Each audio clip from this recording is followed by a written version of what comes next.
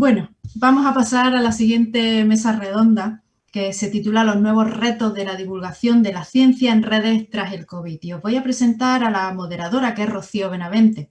Ella es periodista licenciada por la Universidad Complutense de Madrid, especializada en ciencia a través del Máster de Periodismo y Comunicación de la Ciencia, Tecnología y Medio Ambiente de la Universidad Carlos III de Madrid. Colabora con la agencia SYNC, la Cátedra de Cultura Científica de la Universidad del País Vasco y la revista Jotdown, entre muchos otros. Y desde su nacimiento en 2018, no es que ella naciera en 2018, sino que la plataforma nace en 2018, coordina la sección de ciencia del medio de verificación maldita.es. Y ella nos va a presentar a quienes van a participar en esta mesa redonda, que son Marian García y Sergio Ferrer. Bienvenida, Rocío. Muchas gracias, Natalia, por la presentación. Efectivamente no nací en 2018 porque sería todo no sé, una cosa rarísima que estuviese yo aquí ahora. Yo soy la encargada de moderar la siguiente mesa, que efectivamente, como ha leído Natalia, lleva el título Los nuevos retos de la divulgación de la ciencia en redes tras el COVID, aunque yo preferiría que hablásemos de comunicación, porque de hecho lo que tenemos para hablar de este tema es a una divulgadora y a un periodista, que digamos que son dos caras complementarias de la comunicación científica, ¿no? El periodismo y la divulgación. Creo que este ha sido un año muy interesante para la comunicación científica, a nuestro pesar, probablemente, porque, bueno, no hemos tenido tregua. Si veníamos de años de reclamar que la ciencia tenía que tener un papel protagonista en las conversaciones de nuestra sociedad y de que se fomentase el interés por la ciencia y sus avances, bueno, pues no querías caldo, toma 2 tazas. Tenemos una pandemia mundial que nos hace que estemos hablando de este tema continuamente.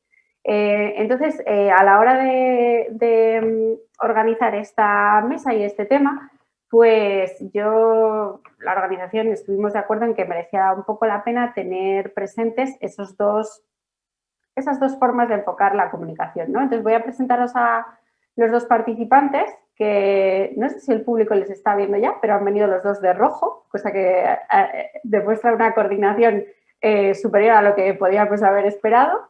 Por un lado, en un lado del ring, no es un ring porque esto no es una pelea, pero tenemos a Marian García, más conocida como Boticaria García o Boti, como nos gusta llamarla, a los que podemos llamarla amiga de vez en cuando. Ella es doctora en farmacia, graduada en nutrición humana y dietética y en óptica y optometría, o sea que básicamente de la salud como que lo sabe más o menos todo.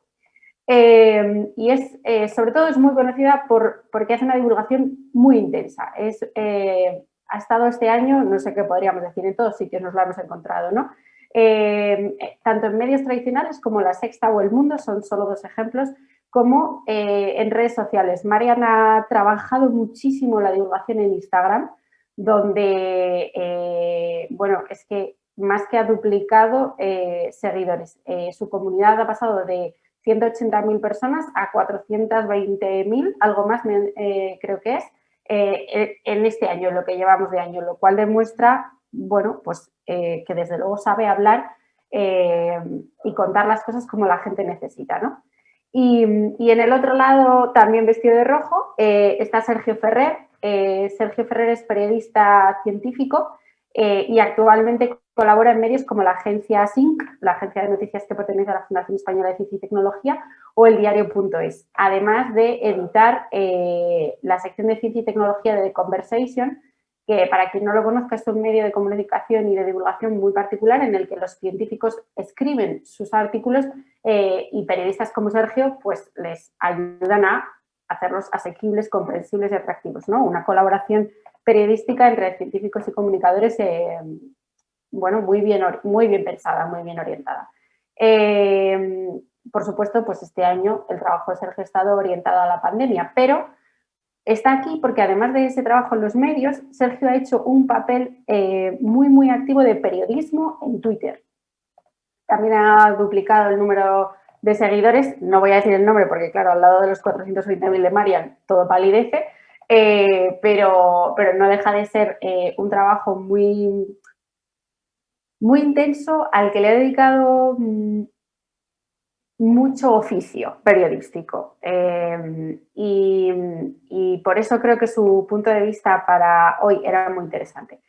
Y nada, yo en realidad vengo aquí a lanzaros las preguntas, así que lo primero que quería preguntaros es, teniendo en cuenta que los dos habéis currado muchísimo este año, que habéis hecho un periodismo y una divulgación muy activos, ¿por qué habéis querido dedicar parte de ese esfuerzo, de ese trabajo a las redes sociales, donde no tenéis un medio detrás, una cabecera o un alcance más allá del que vosotros mismos personalmente podíais conseguir? Me aparecéis los dos ya desmuteados, vale, fenomenal. Pues nada, el primero que quieras, si quieres por tamaño de seguidores, pues que empiece Marian y luego pasa Sergio. El tamaño ya sabéis que casi nunca es relevante. Bueno, pero está ahí como cosa fácil de medir, ¿no? Que hay otras cosas más difíciles. Bueno, pues muchísimas gracias y muchísimas gracias, Rocío, por tu presentación. También a Natalia, que está por ahí. Aquí estamos en familia hoy, entre amigos. A Sergio no lo conozco, pero ya como estamos ya coordinados en el rojo, pues uno más. Muchísimas gracias al Museo de la Evolución por esta invitación, porque me parece súper interesante y además he aprendido un montón también escuchando a Ana Pastor hace un ratito. Y respondiendo a tu pregunta, Rocío, yo me dediqué a Instagram porque me lo pidieron. Porque básicamente cuando todo explotó, que para mí fue el día que cerraron los coles, como madre que soy, estaba viendo Casa de Cor con mi suegra que había venido a Madrid y nada, de repente llegó el mensaje, se nos quitaron las ganas de ver Casa de Cor y nos volvimos a casa. Y de repente la gente empezó, yo ya llevaba desde enero pues hablando el comunicado de la OMS, sabíamos que pasaba algo, pero de repente fue como, Boti, ¿qué pasa? Boti los coles, Boti el niño, el parque, el columpio, ¿lo toco, no lo toco?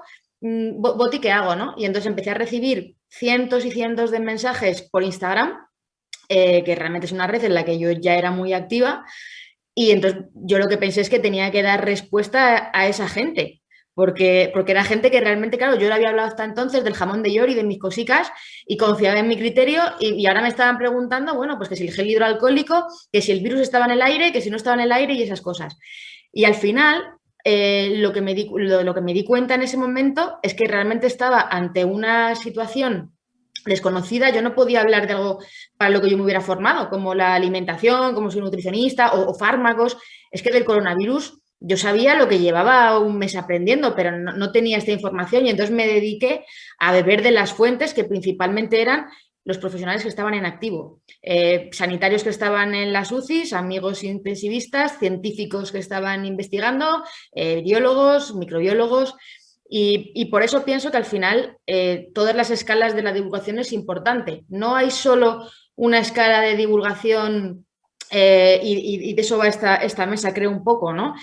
No es, bueno, está la ciencia entre los científicos y luego está lo que le cuento a la gente. Entre lo que le cuento a la gente hay varias capas, porque hay capas de gente que van a poder leer los hilos de Sergio o que van a poder leer The Conversation, pero gran parte del público que me sigue a mí en Instagram, que yo lo llamo el barro, con todo el cariño, pero es el barro.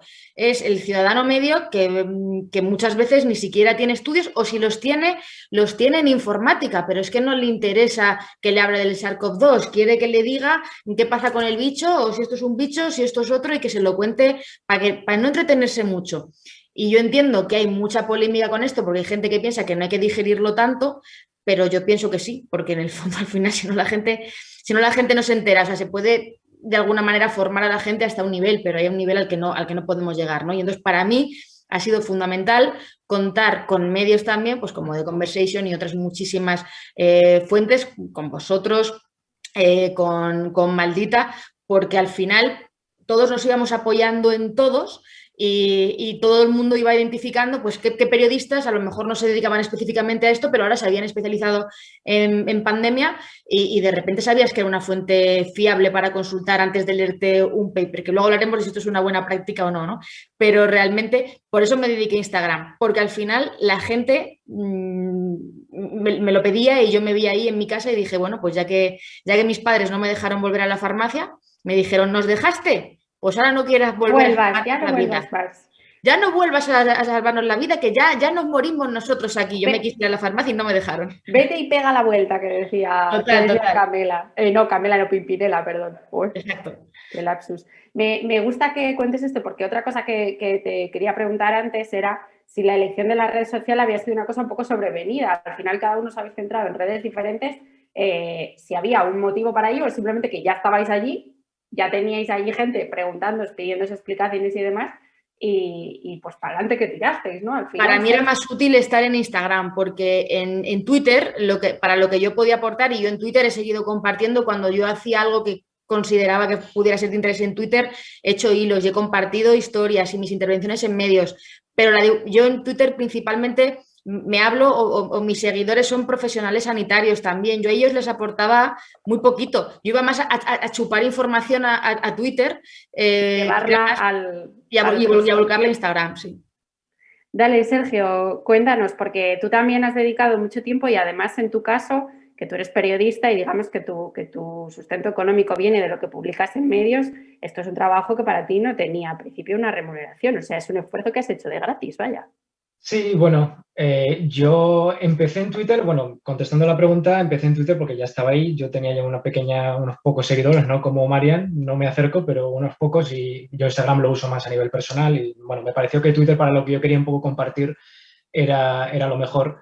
Y yo empecé en Twitter simplemente porque, claro, cuando empezó esto en marzo, el confinamiento y tal, y la bofetada que nos dio, aunque ya se venía un poco viendo lo que iba a pasar, me di cuenta que había muchísima más información de la que yo podía digerir como periodista. O sea, yo podía hacer 1 o 2 artículos a la semana, pero es que estaban pasando cosas en todo el mundo constantemente, a todos los niveles, de epidemiología, inmunología, de la evolución del virus, de los brotes, etcétera. Entonces, a mí Twitter yo lo usé un poco como para poner mis pensamientos en orden, porque yo, claro, por mi trabajo me pasaba todo el día leyendo estudios, artículos, informes, etcétera.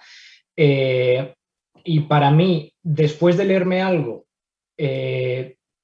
poner 2 tweets con las conclusiones, a mí me costaba 2 minutos, me ayudaba un poco a poner mis pensamientos en orden, de haberlo entendido, cuáles son las conclusiones, y bueno, y de paso pues podía ayudar a la gente, ¿no? De pues, informar un poco de qué estaba pasando, porque otra cosa que me di cuenta al principio es que yo involuntariamente estaba preparado para la pandemia bastante bien, porque creo que no hay otro periodista científico, bueno, igual me equivoco, pero creo que no hay otro periodista científico en España que tenga formación de microbiología.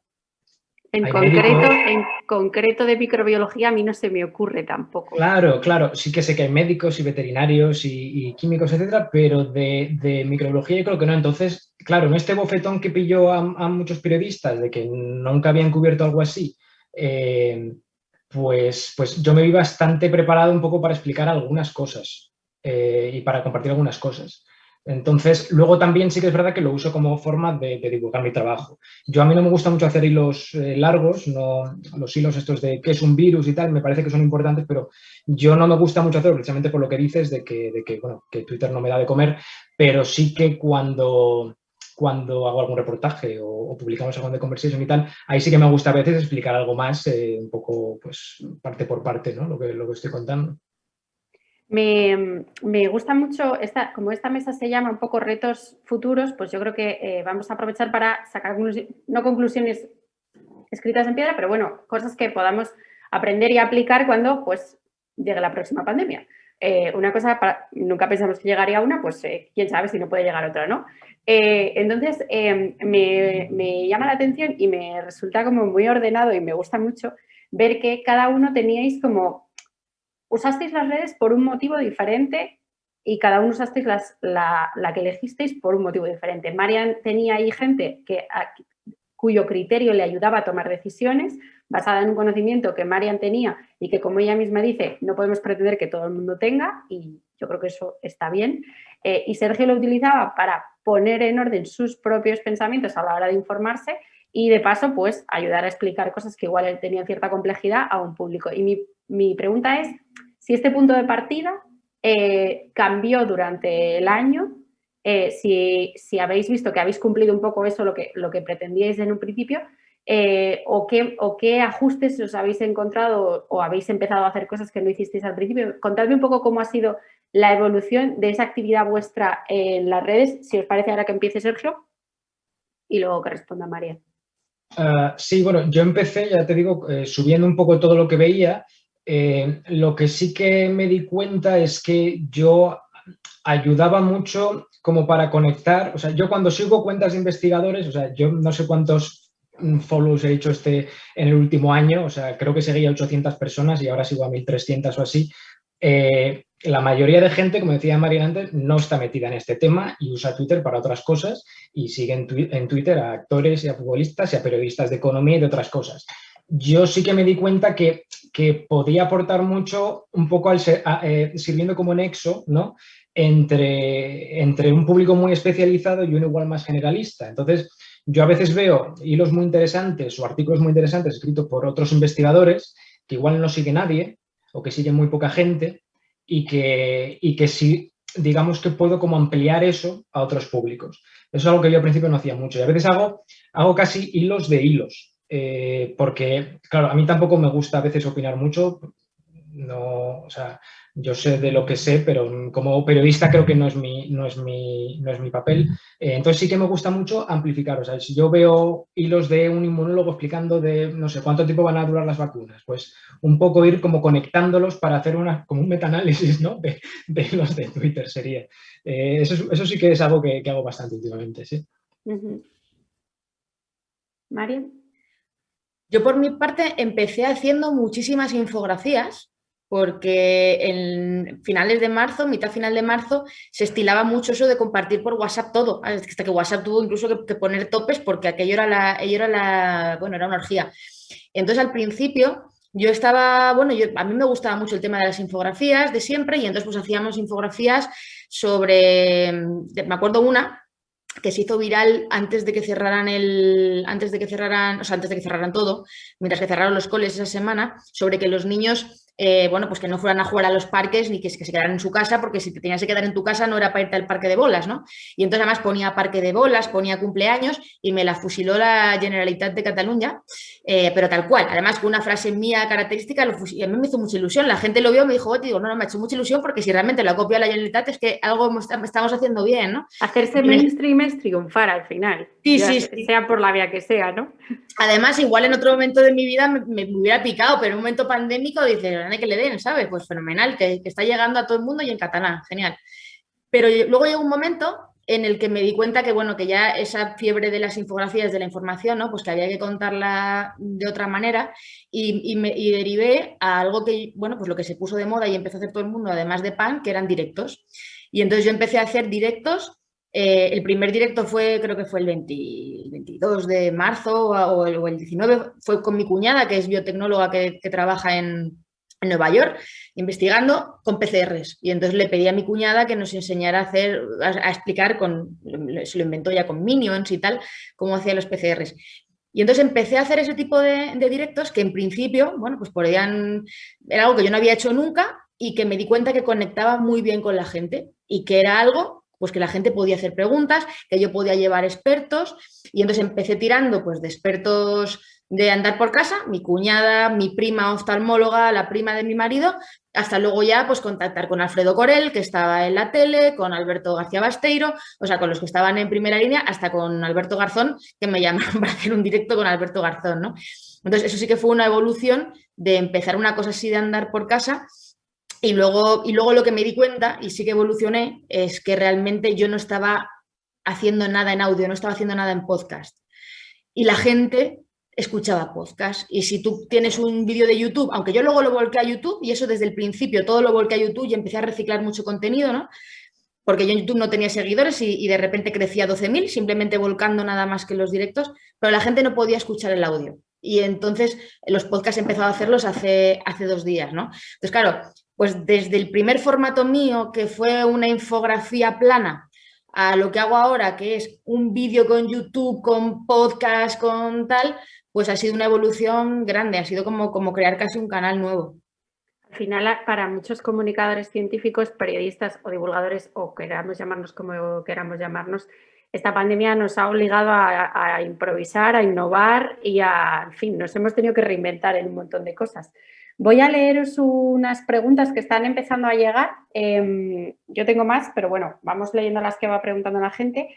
Dice María Castiñeira, dice, yo no soy muy instagramera, pero los alumnos sí, porque soy profa. No sabes cuánto aprovecharon tus posts. Gracias, Marian. Bueno, no es una pregunta, pero que sepas que Marisa Castiñeira aprovecha tus posts en clase. Así que fenomenal. José Luzafra dice, quiero preguntar a Sergio si su crecimiento en Twitter le ha afectado para mal o bien al contenido que comparte, al poner la conclusión de un paper, al citar un tuit, a poner una bromita en una respuesta, si ahora eres como más consciente de que hay mucha gente leyéndote.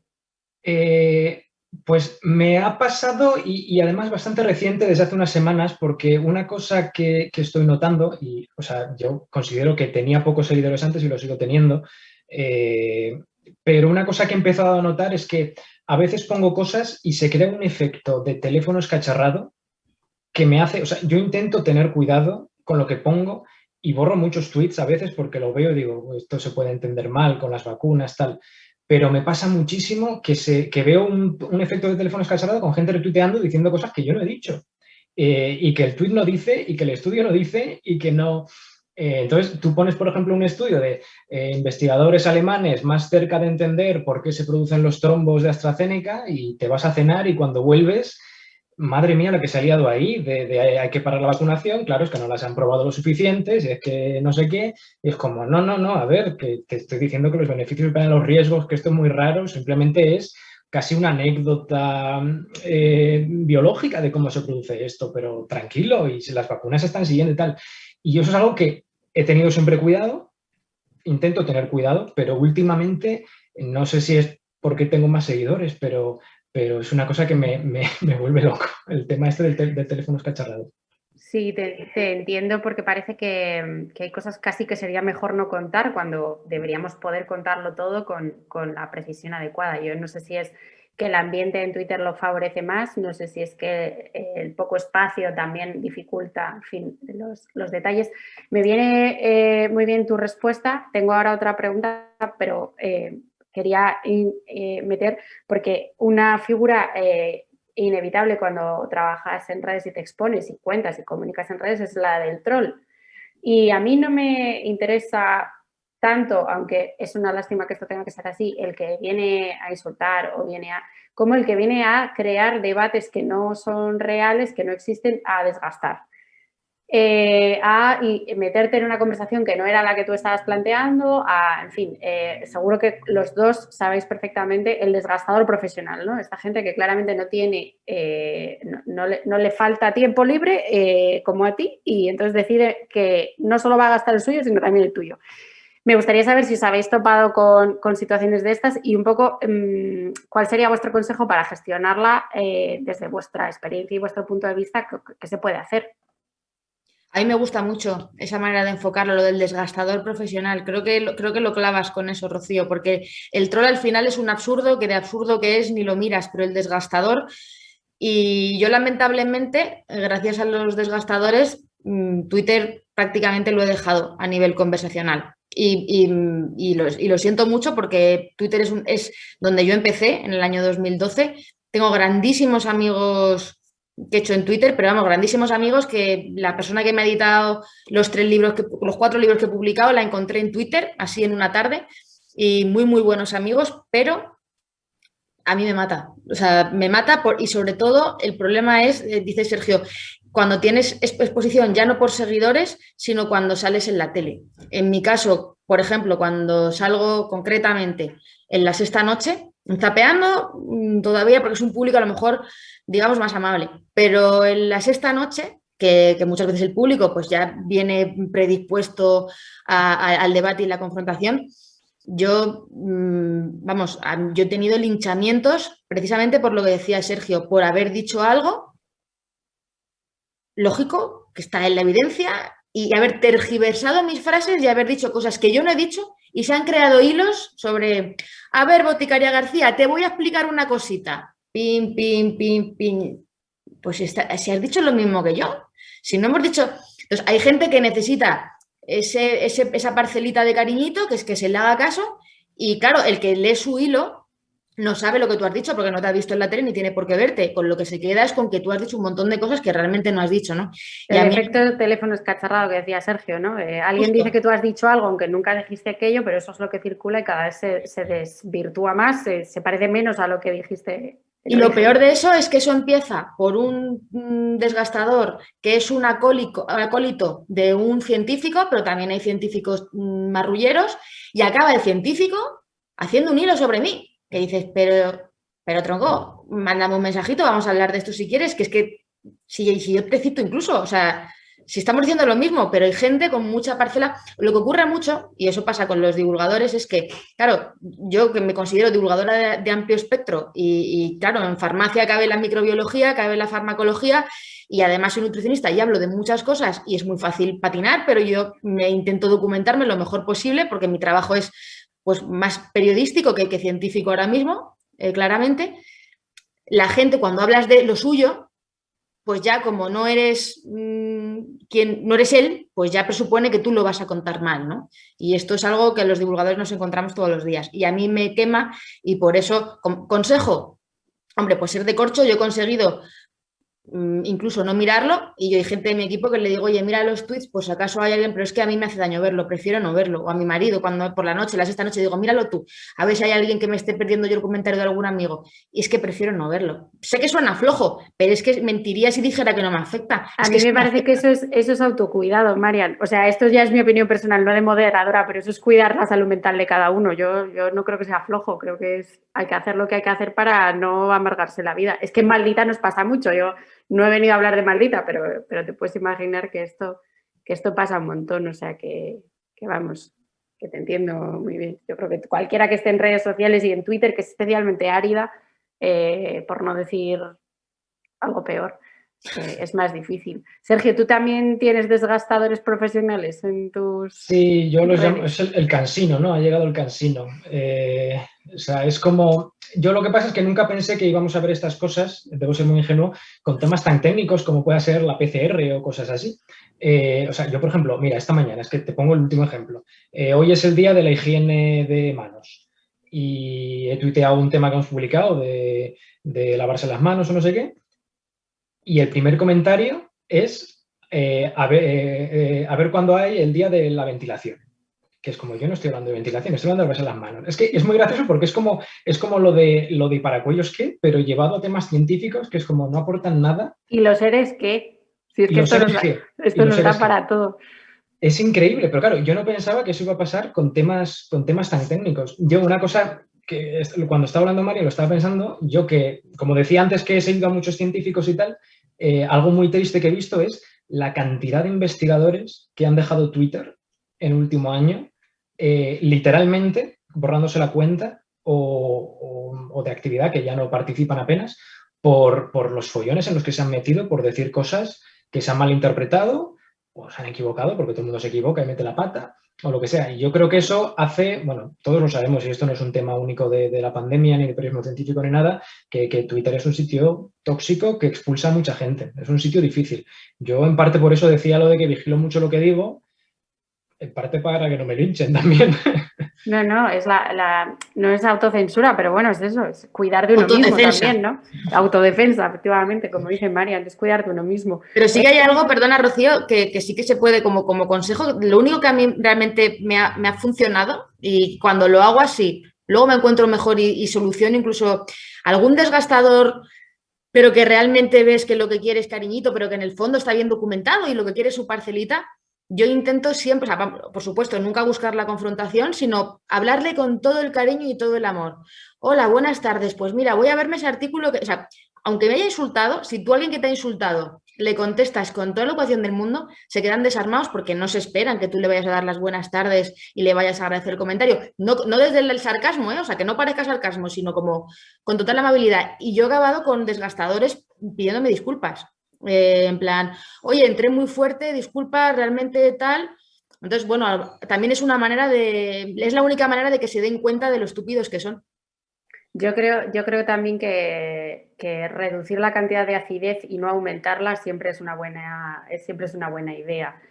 O sea que me encaja mucho esto que dices de, bueno, pues sí hay que hablar, pero hablemos, pero con cariño y con tranquilidad y con empatía. Os leo otra pregunta que también es de José Luzafra, es para Marian, pero en realidad me interesa un poco el punto de vista de los dos. Dice, quiero preguntarle sobre si seguía algún consejo, o si nos lo podrías dar ahora también, cuando tenías que comunicar alguna evidencia no tan sólida sobre la pandemia a su público, no tan sólida dependiendo del momento de la pandemia, como por ejemplo el uso de las mascarillas, que efectivamente esto es una cosa que ha sido, bueno, pues paradigmática como estudio de cómo lo contamos, ¿no? Algo que hubo un momento en el que hubo que cambiar las recomendaciones porque a la luz de la evidencia pues empezaba a ser necesario lo que antes no sabíamos o creíamos que no lo era.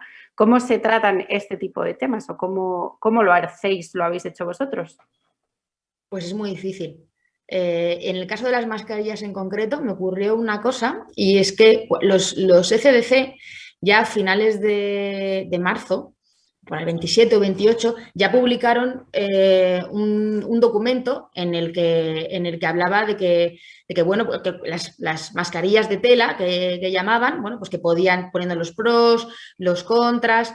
Y bueno, pues ya se veía, la OMS no se pronunciaba todavía, pero bueno, ya había documentos a los que poder aferrarse, porque claro, hablar de algo sin tener pues en ninguna evidencia ni ningún documento detrás, pues era complicado, ¿no? Entonces, cuando ocurrió este documento, llegó la Semana Santa y a mí desde mi pueblo me dijeron que si podía hacer un vídeo para gente de mi pueblo, en plan, pues para darles lo típico de darle ánimos y algún consejo y lavas las manos y esas cosas. Y entonces yo cogí una pañoleta que tenía en mi casa de la Virgen de mi pueblo, de la tómbola, y entonces yo explicaba cómo haces una mascarilla con una camiseta del día de la bicicleta y con una pañoleta, porque era lo que había, ¿no? Y había un documento de los CDC con un militar haciendo una mascarilla y tal, que eso se hizo muy, muy famoso. Y la alcaldesa de mi pueblo me dijo, no, pero si es que eso no lo podemos poner, si yo he leído hoy en la prensa que son malas las mascarillas. Y yo me vi ahí diciendo, claro, si es que tú me llevas la prensa y había muchos sitios donde ponía que no y yo tenía mis fuentes, ¿no? Y me costó mucho. Y entonces ahí sí que me la jugué, entre comillas, porque realmente la OMS no apoyaba el uso de mascarillas todavía y el Ministerio de Sanidad no hablaba de usar mascarillas, pero yo le dije a la alcaldesa, vamos a poner a todo el pueblo a hacerse mascarillas con las pañoletas o con lo que tengan por casa, tú fíjate de mí, si no, pues que me corran a gorrazos. Y ahí un poco, bueno, yo jugaba con la evidencia que tenía, pero cuando la evidencia no es sólida ni es de primer nivel y no tienes a la OMS ni estoy diciendo nada, pues como ahora con la vacuna de AstraZeneca. Y ahora mismo con la vacuna de AstraZeneca es un problemón también para los divulgadores, porque estamos entre la espada y la pared. Tú dices una cosa, pero las autoridades dicen otra y la gente se vuelve loca. Entonces ya ha habido temas en los que he optado, como ahora por ejemplo con la vacuna, por dar un paso atrás. Y ahora hablo menos de vacunas que en otros momentos de otras cosas, porque ahora hay tal grilla montado que creo que tampoco aporta mucho lo que pueda contar a la gente. Sí, es que es un poco marrón la situación, la verdad. Nosotros en Maldita nos encontramos con una situación un poco parecida. Sergio, háblanos de esto, porque tú también has rodeado el tema así un poco de puntillas a veces, precisamente porque las evidencias cambiantes, pues hay que hablarlas con cautela siempre. Sí, yo creo que el tema este de la incertidumbre, ¿no?, ha sido una de las grandes lecciones, porque además creo que en España hemos hecho igual una divulgación tradicionalmente muy basada en la ciencia como algo muy certero, ¿no?, y muy seguro, por un motivo u otro. Y claro, eso cuando te viene una pandemia en la cual en un año cambia todo 1000 veces. Mira, yo creo que uno de los primeros artículos que publiqué sobre la pandemia era algo así como calma, porque todo lo que leas al coronavirus va a cambiar. Porque va a cambiar. Se va a decir que las reinfecciones son imposibles, luego que son difíciles, luego que tal, las mascarillas. Entonces, transmitir eso en un foro como Twitter, que es tan proclive a los extremos y a las certezas y todo es 100% o 0%, blanco o negro, y que va mucho por pantallazo de noticia con titular y tal, eso es bastante complicado. Yo creo que las mascarillas es un buen ejemplo, porque las mascarillas era un tema que desde el principio tenía mucha complejidad. Era, esto no es si la mascarilla funciona o no. La mascarilla, claro, es un trapo que te pones en la boca. O sea, algo no hace. Desde luego, el virus no sale disparado por la mascarilla. Peor no es. Pero hay muchos otros temas que tratar sobre, ¿se lo va a poner bien la gente? ¿Se la va a poder permitir el dinero que cueste? ¿Va a haber mascarillas para todos? Porque hubo un punto que los médicos no tenían mascarillas y estamos hablando de llevar nosotros. las va a usar bien la gente todo, o sea, los 2 años o el año que va a durar la pandemia, las va a usar bien la gente. Había como muchas cosas que atacar. Pero claro, eso igual es demasiados matices igual para un tuit. Entonces yo creo que eso hizo que se hicieran cosas muy absolutistas de las mascarillas no valen para nada o las mascarillas van a parar la pandemia. Y ni una cosa ni la otra, ¿vale? Entonces yo, por ejemplo, me acuerdo, bueno, probablemente mucha gente se acuerde del famoso tuit del bulo de las mascarillas, ¿no? Un catedrático desmiente el bulo de las mascarillas, llevarlas por la calle solo sirven si se van a escupir en la cara o algo así. Pues yo creo que ese tuit tiene mucha chicha ahí para sacar, porque por un lado lo que dijo el señor al cual han atacado mucho, no era ninguna locura, porque llevarla por la calle, ahora estamos pidiendo que no se lleven por la calle y estamos poniendo el grito en el cielo porque todavía nos la saben llevar en el parque y cosas así, o en la playa, cuánto se ha criticado, ¿no?, que la llevemos. O sea que por ahí el señor no estaba tan equivocado. Pero claro, luego le das todo como a un barniz como de hoy todo es bulo o verdad, no hay punto medio. Entonces, esto era el bulo de las mascarillas. Es un poco lo que decía antes Ana Pastor sobre lo de los zascas. Por favor, desterremos determinados conceptos de las discusiones complejas porque no ayudan a transmitir lo que sería la información más útil, ¿no?, al público. Podemos llamarlo zasca o podemos llamarlo, no sé, pues bulo, efectivamente, que todo sea un bulo. Bueno, a ver, vamos a verlo. Os voy a leer otra pregunta que nos han hecho de José Antonio Plaza. Estamos todos entre amigos también en las preguntas hoy. Sí, el amigo Plaza. El amigo Plaza, eso es. Dice, para ambos, ¿creéis que el contenido que se genera en Twitter, que no se genera en otras redes sociales, entiendo que tiene que ver también con la discusión y los hilos y demás, podría reconvertirse para maximizar o optimizar su impacto por WhatsApp, por Instagram, vídeo? Gracias, saludos. Yo veo aquí a un profesional de la comunicación institucional intentando que le echéis una mano a ser más eficaz. Pero bueno, sí que me interesa un poco cómo los contenidos se adaptan a una red social o a otra, pues lo que decía María, las infografías y luego los directos, los hilos en Twitter y tal. Y cómo hacerlo más útil, ¿no? Si creéis que los formatos se podrían ir mezclando o si pensáis vosotros de una u otra forma a la hora de crear, pues eso, un hilo o un tal, ¿cómo lo adaptaríais a otra red social? No sé si tenéis eso en mente. Imagino que Marian sí, que ahora va de podcast a YouTube y demás. Y ahora quiero hacer un concurso, que es lo que me falta ya, que es interactuar con la gente. Sí, sí. Bueno, pues en los directos ya interactúas un montón de todas formas. Porque sí, pero poner a la gente entre ellos a un concurso entre ellos. Sí. Madre mía, no pides tú nada. No, pues estamos en ello. Hice uno la semana pasada, lo que pasa es que Instagram nos expulsó, porque Instagram se ha puesto muy tonto, pero estamos ya buscando para hacerlo tipo Twitch y bien. Pero bueno, es súper interesante, Plaza, lo que dice. Lo que pasa es que para mí lo mejor de Twitter al final es lo peor. O sea, para mí lo mejor de Twitter, para mí muchas veces de un hilo o de un tweet son mucho más interesantes todas las réplicas y todo lo que se genera después, porque como pues a lo mejor Sergio hace un hilo, pero le replica gente que puede ser absurda, pero mucha gente le replica con criterio, le aporta más información, complementa, mejora, y eso es lo que hace que Twitter sea tan rico y que puedas aprender tantísimo de Twitter. Eso no se puede hacer en Instagram, porque en Instagram los comentarios que hace la gente no los ves, se quedan tapados unos con otros, los mensajes directos solo los ve el usuario. Claro, eso que permite que si te trolean tampoco los ve nadie. O sea, no ves ni lo bueno ni lo malo en Instagram. Es una red muy unidireccional. Twitter tiene esa cosa maravillosa que es la comunicación, todo el mundo aporta, pero claro, también aporta la mierda, ¿no? Entonces a mí Plaza me parece difícil, porque creo que Twitter en sí como herramienta es maravillosa para compartir contenido y para trabajar, pero claro, lo que echa para atrás es que por cada 2 o cada 3, no tengo la estadística, a lo mejor tú sí la tienes, Rocío, de cuánta gente está entorpeciendo por cada no uno. La tengo, pero estaría muy bien saber ese dato, no sé si podríamos conseguirlo, pero sí, estaría muy bien. Sergio, dame una respuesta rápida porque tengo otra pregunta que os quiero hacer, que es mía, de que yo soy la moderadora y es que la quiero hacer. Entonces, la gente está muy bien, pero aquí las preguntas las hago yo también.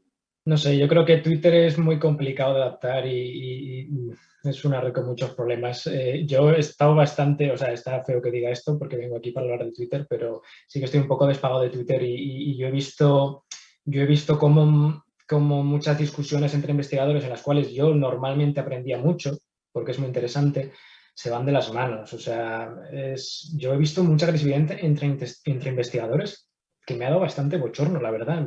Yo creo que los periodistas y los divulgadores somos más calmados, no sé. No sé yo. Eso es otro buen melón, ¿no? Hablar un poco de cómo nos hemos pasado tantos años pidiendo a muchos científicos que bajaran un poco al nivel de la gente y no sé qué. Pues y a lo mejor tú escribiste un reportaje, Sergio, que estaba muy bien, de bajar a la ciencia del pedestal, que yo creo que era un concepto que, de hecho, a muchos científicos no les sentó nada bien, pero yo creo que tenía mucho de humanizar Sí. lo que es un proceso humano que hacen personas con sus ciencia en directo, con errores, y con científicos con sesgos, ideologías y opiniones personales y todo, y lo estamos viendo. Y científicos que dicen tonterías en Twitter o tonterías en la tele, porque son personas y no pasa nada, como todo. Eso es. Pero es verdad que nos hemos pasado mucho tiempo igual subiéndoles o hablando de ellos como subidos en un pedestal, y claro, pues esto nos ha quitado un poco. Voy con la última pregunta porque nos quedan 5 minutillos, que era, imaginaos que volvemos al 13 de marzo de 2020, es decir, justo el día antes de que se declare el estado de alarma. ¿Qué haríais que no habéis hecho en lo que se refiere a vuestro trabajo divulgador, quiero decir, y periodístico? ¿Qué no haríais que habéis hecho? ¿Qué cosa no habéis hecho y sí que haríais? ¿Qué consejo le daríais a vuestro yo de hace un año y un par de meses respecto a lo que nos viene por delante sobre cómo hacer un poco mejor ese trabajo divulgador e informativo que tenéis por delante? Pues mira, yo tres cosas así que se me ocurren concretas. La primera, una cosa muy básica, contextualizar. Cuando empecé con ese tema de las infografías, yo las que hacía hasta ahora, como eran cosas, como decía Sergio, muy contundentes, de mucha evidencia, del jamón de York tiene esto y los omega 3 tiene esto, no ponía fecha en los trabajos que hacía. Y entonces la pandemia me enseñó que poner la fecha en todo era fundamental porque el contenido se iba. Yo publicaba una infografía por la mañana que además fue sobre la lactancia materna con la OMS, y a las 4 de la tarde tenía a toda la liga de la lactancia echándose encima porque ya la OMS había dicho otra cosa y era, bueno, relax, que a las 12 era otra cosita. Era ¿no? esto. Protegerme un poco con las fechas, o a lo mejor no ser la primera, que eso es algo a lo que también he aprendido con el tiempo. No pasa nada por no ser el primero en que lo cuentes. No voy a ir 3 días más tarde, yo voy a ser creativa y voy a estar al filo de la noticia, pero a lo mejor no tengo que ser la primera porque esa misma noticia en 2 horas cambia y hay que dejar que las cosas se reposen, y sobre todo si las noticias son negativas. Luego haría otra cosa, y es que me dio mucha pena que el libro que publicamos gratuito en la pandemia, bueno, en PDF, que este me lo imprimí por capricho, con los 50 científicos y sanitarios con los que hice directos, bueno, pues se quedó en un PDF que compartimos y que al mes pues ya estaba obsoleto. Entonces, si volviera a empezar, a lo mejor invertiría recursos en tener a alguien, aunque lo hubiera pagado yo, porque, bueno, como hablamos al principio, lo de las redes es una inversión que va por otro lado, pero para que esto fuera dinámico, que hubiera sido actualización diaria, pero me gustaría que esto no fuera de museo, sino tener algo con esas 123 preguntas, que ahora serían 200 o 500, ¿no? Aquí no había nada de vacunas, porque esto se publicó el 23 de abril de hace un año. Y lo último que haría, si volviera a empezar, sería, sinceramente te lo digo, Rocío, decirle a mi yo del 14 de marzo que no trabajara tanto, porque he trabajado demasiado. Me he perdido a mis hijos toda la pandemia. Me he pasado toda la pandemia sentada en este sillón haciendo una cosa que yo creo que es muy importante y de la que no me arrepiento, pero a lo mejor podría haberme organizado para a lo mejor no haber duplicado seguidores o no haber hecho 150 o 180 directos que llevo, sino 90, y a lo mejor no ayudar tanto a la gente, pero estar más en mi casa. En general, dosificar las energías, ¿no? A lo mejor. Ha sido un año muy intenso y a lo mejor nos lo podíamos haber tomado con más calma. Dale, Sergio, ¿qué le dirías tú al Sergio Ferrer del 13 de marzo de 2020? Ese pobre chaval que no sabe lo que se le viene encima. Lo de trabajar menos me ha gustado porque, cuando empezamos, es que tendría que mirar el calendario, pero yo creo que estuve como 2 o 3 meses que era todo el rato 7 días a la semana, y hubo un momento ya que quebré y dije, me voy a pasar 3 días aquí sin mirar Twitter y luego ya me lo voy a tomar de otra forma, porque la pandemia va a durar mucho. Y de hecho yo me acuerdo que cuando el día del confinamiento, creo que fue el día del confinamiento, que yo tuiteé algo así como, si te puedes permitir el lujo de no seguir la pandemia en directo, no la sigas, olvídate. Porque van a venir noticias muy tristes, van a venir días muy malos, meses muy malos y va a ser muy largo y se va a hacer muy largo. Entonces igual yo me habría aplicado ese cuento que recomendé al resto de la gente. Luego al final yo una cosa que me he dado cuenta es que yo a veces veo que me meto en muchos fregados técnicos de que si la variante tiene mayor afinidad por el receptor y tal y cual, que son interesantes, son importantes, pero yo al final, y esto lo digo siempre y va a sonar irónico porque creo que es el contenido que menos hago, pero por no decir que no lo hago, pero creo que el contenido que más ha aportado en la pandemia con diferencia es la información de servicio público. O sea, el explicar cómo diferenciar las mascarillas truchas de las que son buenas, cómo ponerte la mascarilla, cuáles son los efectos secundarios de la vacuna, qué tengo que hacer antes de la vacuna, tengo que tomarme un paracetamol o no.